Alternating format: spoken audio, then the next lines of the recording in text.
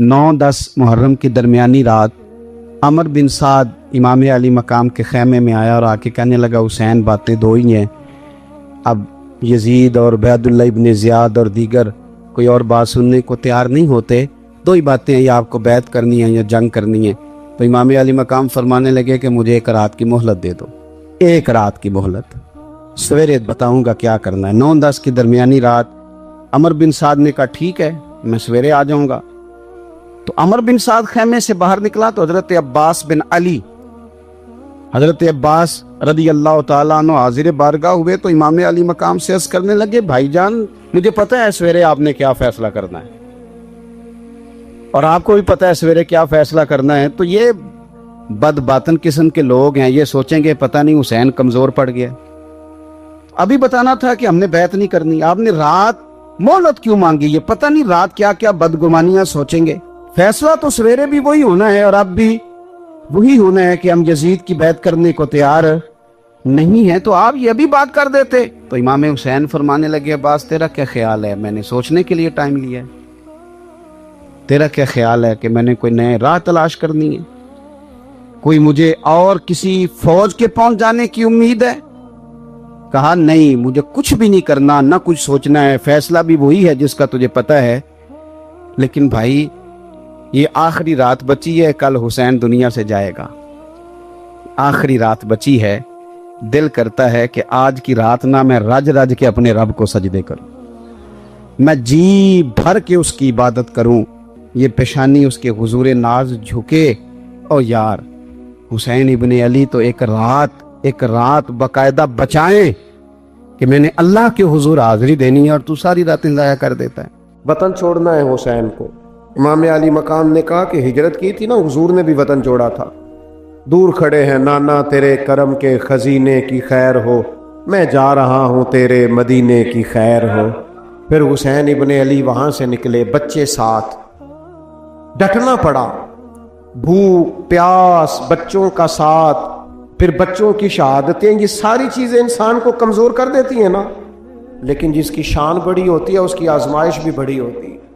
छोटी छोटी बातों से घबरा जाने वाली उम्मत, जरा जरा सी बात पर परेशान हो जाने वाले लोग, लड़खड़ाते कदम, उलझे ख्यालात, बेचैनियां, बेकरारियां, बहते आंसू और हर वक्त मजलूमियत का इजहार करती कौम अगर अपने कदमों पे खड़ा होना चाहती है, उम्मत अगर फिर से उम्मत साजी चाहती है, उम्मत अगर खड़े होके और अल्लाह की अता पर राजी रहकर अपनी जिंदगी गुजारना चाहती है, एक ही फार्मूला है, इस कौम को इमाम हुसैन की सीरत से आगाह कर दो। इस उम्मत को नबी पाक के शानों वाले नवासे की अजमतें बता दो। ये जो लोग सहमे सहमे, डरे डरे से, परेशान से, कमजोर से, गरीबी की बात करते, देहाती होने की बात करते, सहमी सहमी बातें करते, इन्हें कहो डरो ना। वो देखो परदेश में हुसैन इब्ने अली थोड़ी देर पहले हजरत अली अकबर की लाश मुबारक उठा के लाए हैं और ला करके खैमे में रखी है। लेकिन उन्हें पता है कल भी तो जाना है ना, उन्हें पता है ना कितने कुछ साल जीना है, बिल आखिर जाना तो है ना। जिस धज से कोई मक्तल में गया वो शान सलामत रहती है, इस जान की कोई बात नहीं, ये जान तो आनी जानी है, मौत बिस्तर पे भी आ जाया करती है। लेकिन जो मैदानों में डट के रहते हैं उनको तारीख जरा जिंदा रखा करती है। कमजोर जिंदगी ना गुजारो, डरी हुई जिंदगी ना गुजारो, और ये कभी ना कहो हाय हुसैन। हम हाय हुसैन वाले नहीं, हम वाह हुसैन वाले हैं। हमारे बुजुर्गों ने हमें ये सबक दिया है, हमने कहना वाह हुसैन। क्या कमाल कर दी इमाम अली मकाम ने, वाह हुसैन आपकी अजमत पे कुर्बान।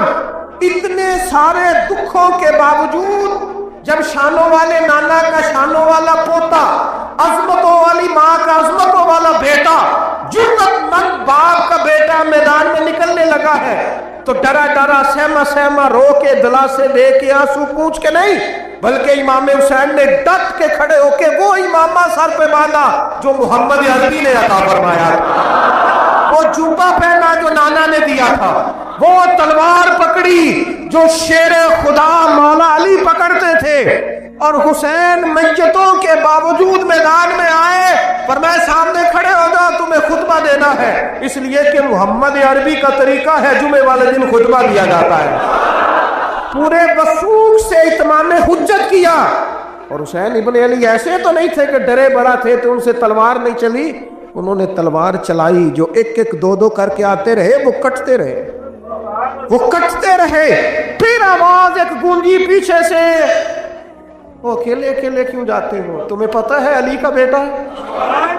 अली का घर तो वो घर है कि जिस घर का हर एक बच्चा जिसे देखो वही शेरे खुदा मालूम होता है। अकेले अकेले जाओगे तो तुम चेहरे की रोशनी नहीं देख रहे, आंखों की सुर्खी नहीं देख रहे, मिजाज का बलबला नहीं देख रहे, तबीयत का बागपन नहीं देख रहे, और जवानी में शहादत की लज्जत से आशना मोहम्मद का नवासा नहीं देख रहे। जरा मिल के जाओ। हाँ हाँ, हुसैन इब्न अली शहीद हुए हैं पर शानो शौकत के साथ। हाँ हाँ, हुसैन इब्न अली दुनिया से तशरीफ ले गए हैं पर इज्जत वकार और अजमत के साथ। हाँ, हुसैन इब्न अली का सर कटा है। मुखालिफ ने तो अपनी तरफ से नेज़े की नोक पे चढ़ाया था, पर हुसैन का सर बोल बोल के कह रहा था, देख लो मैं कट भी गया हूं फिर भी सबसे ऊंचा हूं। वो देखो मैं सबसे ऊंचा हूं, सबसे ऊंचा हूं मैं। ऐ हुसैन इब्न अली, नाज़िशे आले नबी तुम पर सलाम। ऐ हुसैन इब्न अली तुम पर सलाम, नाज़िशे आले नबी तुम पर सलाम। किसी ने एक बात की थी, उसने हद कर दी। उसने कहा, मौर्रिख तू कितना को लिखेगा, खतीब तू कितना को वाज करेगा, ओ मुसन्निफ तू हुसैन इब्न अली की शान में कहां तक बात करेगा। तू मेरे इमाम का बाकपन, उनकी जुर्रत, उनकी ताकत, उनकी हिम्मत, उनका कमाल, उनका सबर, उनकी इस्तकामत, उनका हौसला, उनकी जवामर्दी, उनकी हिम्मत कितनी को बयान करेगा, तू रहने दे। उसने कहा, फिर क्यों रहने दूं? कहने लगे, हुसैन इब्न अली की शान रिफअत कोई क्या जाने, ये हसन जाने। हुसैन इब्न अली की शान रिफत कोई क्या जाने, ये हसन जाने, ये अली जाने, ये नबी जाने या खुदा जाने। हमारी ताकत नहीं है कि हम इमाम अली मकाम की अजमत को बयान कर, बस चुप कर मेरे अली, इथे जा नहीं हो। इमाम का तज़किरा बंदे को जवान करता है, बाहिम्मत करता है, जीने का हौसला देता है, मैदानों में खड़ा करता है। वही है तेरे जमाने का इमाम बरहक, जो तुझे हाजिर व मौजूद से बेजार करे और मौत की शक्ल में दिखला के तुझे जलवा यार जिंदगी तेरे लिए और भी दुश्वार करे। जिंद और पलटना, झपटना, झपट कर पलटना, ये लहू गर्म रखने का है एक बहाना। लिहाजा ताकतवर बनो, बाहिम्मत बनो, करबला के वाक़े से ताकत हासिल करो। फिर कहता हूं, हम हाय हुसैन वाले नहीं, हम तो वाह हुसैन वाले हैं।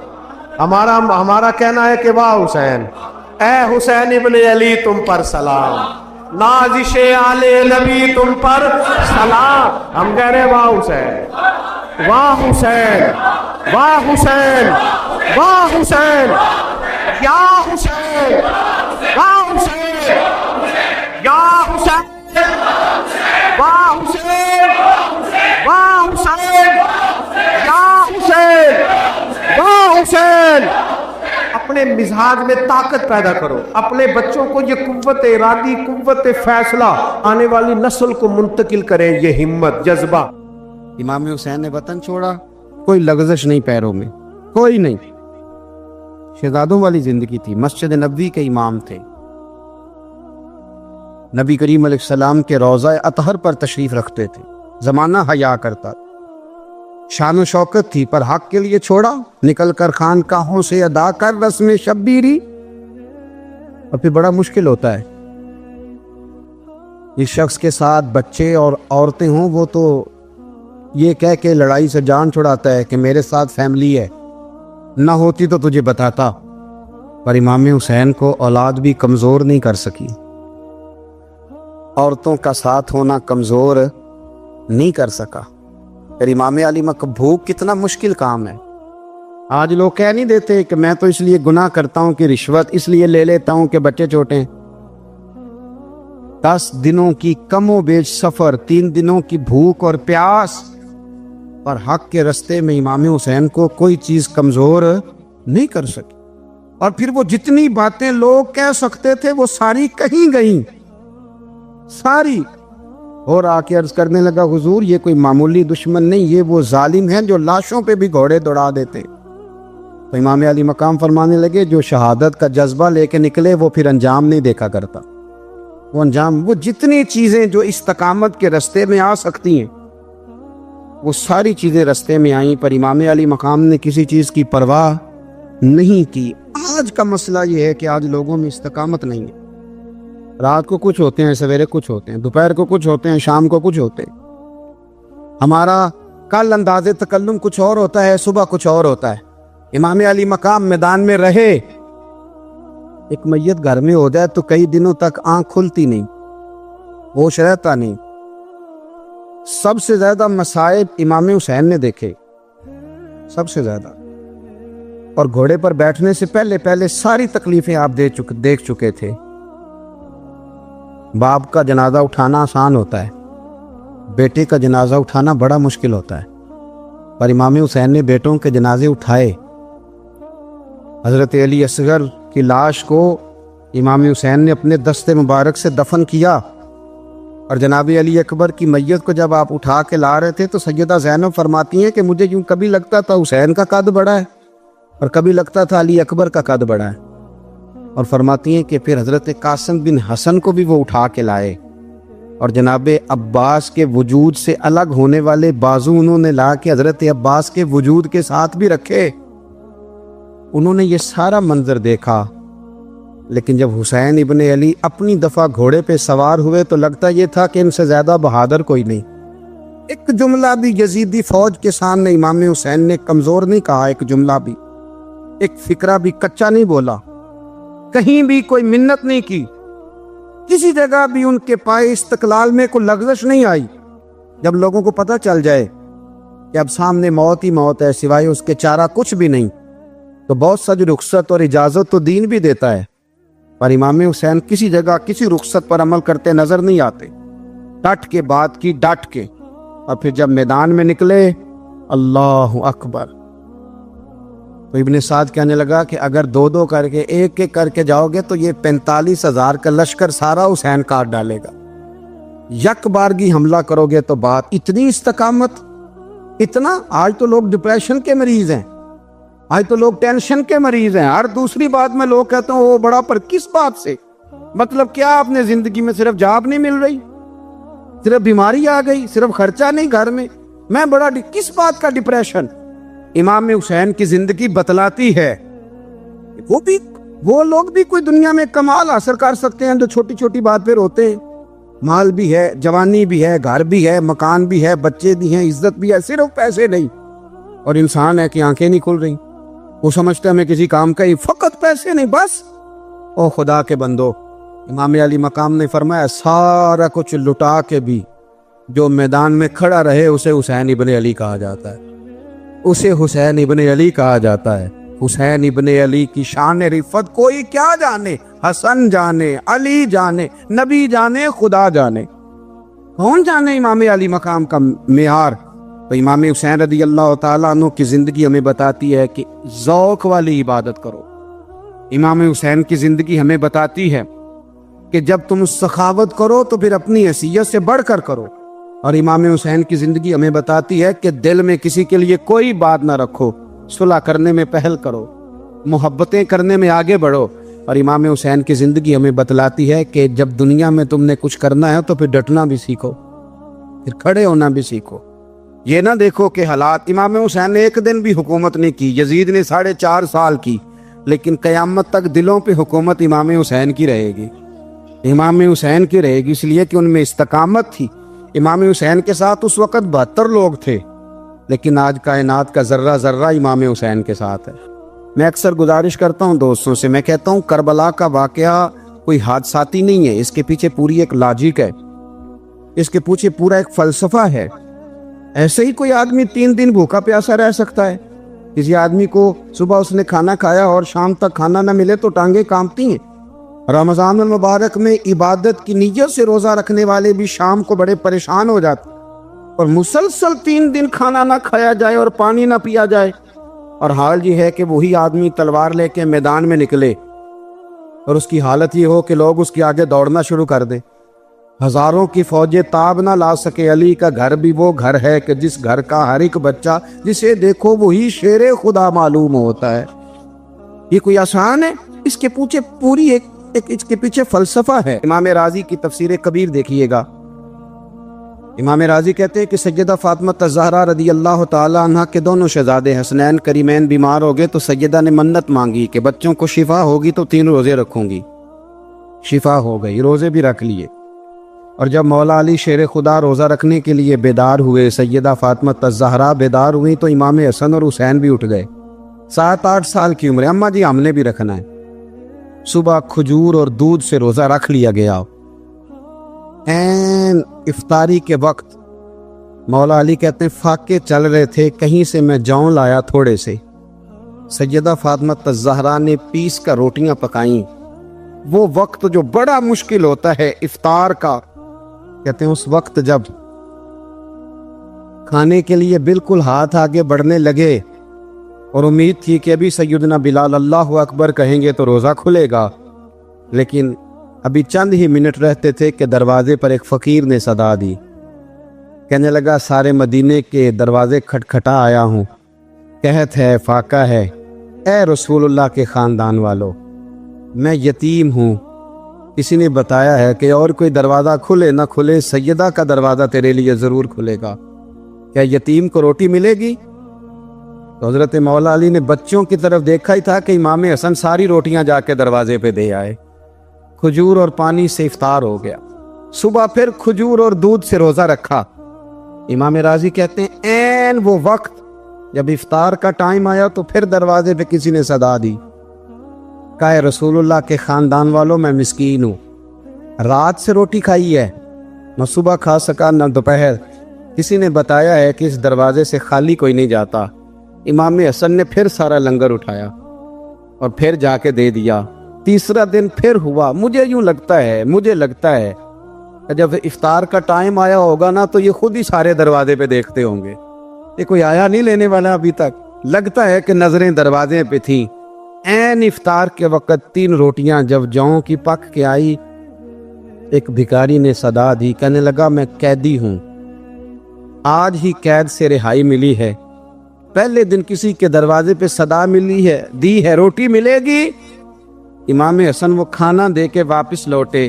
کھجور اور پانی سے افطار ہوا، اور جیسے ہی مسجد نبوی میں تینوں باپ بیٹا نماز پڑھنے گئے تو مولا علی کہتے مجھے بتانا نہیں پڑا، رسول کریم نے میری طرف دیکھ کے فرمایا علی تیرا، فاطمہ کا، حسن اور حسین کا 3 دن والا عمل خدا کو بھی بڑا پسند آیا ہے اور محمد مصطفیٰ کو بھی بڑا پسند آیا، بڑا پسندیدہ عمل۔ میں کہتا ہوں کہ حضرت فاطمہ نے نا ان کی تربیت پہلے ہی کر دی تھی، 3 دن بغیر افطار کے روزہ رکھنے کی، وہ ٹریننگ گھر سے ہو چکی تھی۔ اب میدان کربلا میں 3 دن بھوکا پیاسا رہنا ان کے لیے مشکل نہیں تھا، وہ تو ان بچوں کے لیے مشکل ہوتا ہے جو کھانا دیر سے پکنے سے برتن توڑنے شروع کر دیتے۔ وہ بچے بلیک میل ہوتے ہیں جن کو ایک وقت ان کے پسند کا کھانا نہ ملے تو وہ گھر میں جو ہے وہ ادھم شروع کر دیتے ہیں، جن کی ماں نے عادت ڈالی ہو کہ بیٹا 3 دن بھوکے پیاسے رہنا ہوا تو رہ لینا، لیکن کسی بھی باطل کے ساتھ کمپرومائز نہ کرنا۔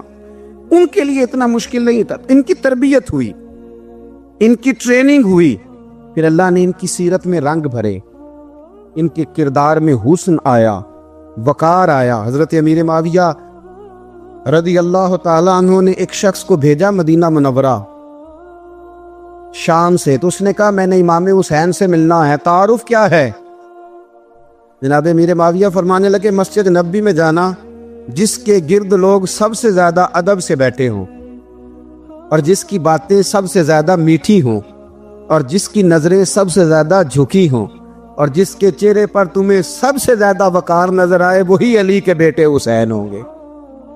جو سب سے زیادہ تمہیں وہاں ماحول کے اندر جو شخص نظر آئے، پوچھنے کی ضرورت نہیں پڑے گی، وہ شخص کہتا ہے میں مدینے آیا تو میں نے واقعی ایک شخص کو دیکھا شہد کے گرد مکھیوں کا اتنا ہجوم نہیں ہوتا جتنا امام حسین کے گرد رسول اللہ کے غلاموں کا ہجوم تھا، لیکن نظریں جھکی ہوئی، باتیں میٹھی، لہجہ گداز گداز، لفظوں میں رانائی، اور لوگ کئی باتیں پوچھتے تو علی کے صاحبزادے ایک آدھ جملہ بولتے تو لگتا یہ کہ وہ جملہ سیدھا دل میں اترتا چلا جاتا ہے۔ امام علی مقام کے کردار میں نا کچھ باتیں بڑی زیادہ تھیں، بہت زیادہ تھیں، بڑا حسن تھا۔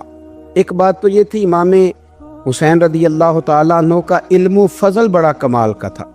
امام حسین کے علم سے، فضل سے لوگ فیض اٹھاتے تھے۔ پھر اس کے ساتھ ساتھ امام حسین کا ذوق عبادت بڑا شاندار تھا، بڑا زبردست ذوق۔ علامہ جوزی نے لکھا ہے وکان الحسین رضی اللہ تعالی عنہ فاضلا کثیر الصوم والصلاۃ والحج والصدقۃ وافعال الخیر جمیعا۔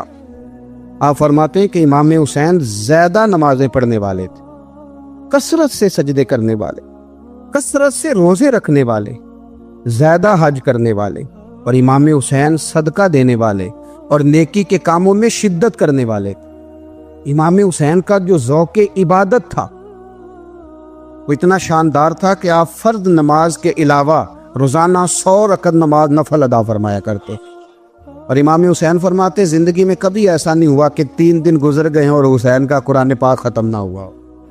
25 حج کیے امام حسین نے مدینہ منورہ سے مکہ مکرمہ پیدل جا کے، 25 حج۔ اب تو نسبت والے لوگوں کو عبادت کی ضرورت نہیں نا، اللہ ماشاءاللہ کہتے ہیں نسبت بڑی ہے بھئی، جن کی نسبت اتنی خاص تھی کہ حضور نے فرمایا یہ فاطمہ کے نہیں میرے بیٹے ہیں، ان کا تو حال یہ ہے کہ فرض کے علاوہ 100 نفل 3 دن سے پہلے ختم قرآن پاک۔ تیرا موبائل پہ کیسے لگتا ہے بھائی؟ یہ تو بھئی ذوق کی بات ہے۔ امام حسین کہتے ہیں مجھے قرآن پاک سے پیار ہے، مجھے تلاوت سے پیار ہے، مجھے دعا سے پیار ہے، مجھے استغفار سے پیار۔ جس کو جس چیز سے پیار ہوگا دل لگ جائے گا۔ ہم نے کبھی پیار کیا ہی نہیں اس سے، جن چیزوں سے پیار ہے وہاں دل لگ جاتا ہے، یہ ایک بہانہ ہے، ورنہ کثرت سے عبادت کرنا، ذوق پیدا کرنا، یہ تو اہل اللہ کا طریقہ ہے۔ والذین یبیتون لربہم سجدا وقیاما، رب کے بندوں کی علامت یہ ہے کہ وہ راتیں سجدے اور قیام میں گزار دیتے ہیں۔ تو امام حسین کی سیرت کا کمال ہے کہ ذوق عبادت رکھتے تھے۔ دوسری بات جو امام علی مقام کی سیرت میں بڑی شاندار ہے وہ یہ ہے کہ سخی بڑے تھے۔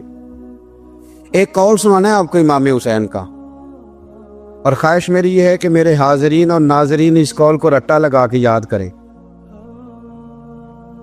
اس قول کو انشاءاللہ۔ یہ قول جو امام حسین کا ہے نا جی، یہ جس دن مجھے ملا تھا نا تو میں نے بھی رٹا لگا کے یاد کیا تھا، اور میرے پاس جتنی ڈائریاں ہیں شاید میں نے سب میں لکھا ہے۔ امام علی مقام رضی اللہ تعالیٰ عنہ فرماتے تھے اللہ کی رضا کے لیے کسی شخص کی ایک حاجت پوری کر دینا 1 مہینہ مسجد میں اعتکاف کرنے سے زیادہ درجہ رکھتا ہے۔ ایک بندے کی ایک حاجت پوری کر دینا 1 مہینہ پورا مسجد میں اعتکاف کرنے سے زیادہ درجہ رکھتا ہے۔ خدا کے بندے تو ہیں ہزاروں، اور بنوں میں پھرتے ہیں مارے مارے، میں اس کا بندہ بنوں گا جس کو خدا کے بندوں سے پیار ہوگا۔ کسی بندے کی ایک حاجت پوری کرنا 1 مہینہ اعتکاف میں بیٹھنے سے زیادہ افضل ہے۔ اسی لیے تو میرے حبیب کریم علیہ السلام نے فرمایا تو رب کے بندوں کی حاجتیں پوری کرنے میں لگ جا، رب تیری حاجتیں پوری فرما دے گا۔ امام علی مقام فرماتے تھے ایک حاجت کسی کی پوری کرو۔